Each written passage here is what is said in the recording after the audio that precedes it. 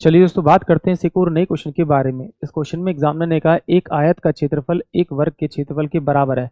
यदि आयत का क्षेत्रफल 196 सेंटीमीटर है तो वर्ग का परिमाप क्या होगा। वर्ग का परिमाप मतलब वर्ग की सभी भुजाओं को जोड़ दो तो उसका परिमाप आ जाएगा। क्षेत्रफल की बात करें तो आयत का क्षेत्रफल भी भुजा गुना भुजा होता है, यानी कि दोनों एडजेसेंट साइड को मल्टीप्लाई कर दीजिए और वर्ग में भी होता है। बट इसने क्या कहा कि वर्ग का क्षेत्रफल और आयत का क्षेत्रफल बराबर है, और वर्ग का क्षेत्रफल क्या होता है, भुजा गुना भुजा। यानी कि अगर मैं इसका अंडर रूट कर दूं तो मेरे को ना वर्ग की भुजा मिल जाएगी। अगर वर्ग की भुजा मिल जाएगी तो उसको 4 से मल्टीप्लाई करें तो 14 चौके 56, यानी कि 56 सेंटीमीटर जो आएगा उसका परिमाप आएगा, यानी कि ऑप्शन बी जो होगा वो इस क्वेश्चन के लिए करेक्ट होगा।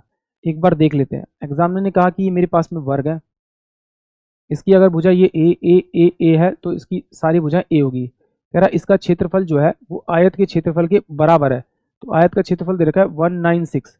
तो इन दोनों की भुजाओं को मल्टीप्लाई करूंगा तो ए का स्क्वायर आएगा, बराबर में कितना होगा 196 के बराबर होगा। तो ए इक्वल टू में कितना हो जाएगा, अंडर रूट के अंदर 196। तो 196 है तो यहाँ से रूट से बाहर निकलेगा आपका 14, ये 14 का पेयर बनेगा, यानी इसकी साइड जो आ गई मेरे पास में 14 होगी। तो ये 1 2 3 4 थे, इस 14 को अगर मैं 4 से मल्टीप्लाई करूंगा यानी कि 14 चौके 56 यानी 56 सेंटीमीटर जो होगा वो उसका परिमाप होगा, यानी कि ऑप्शन बी। आई होप आप सभी को क्वेश्चन समझ में आया होगा।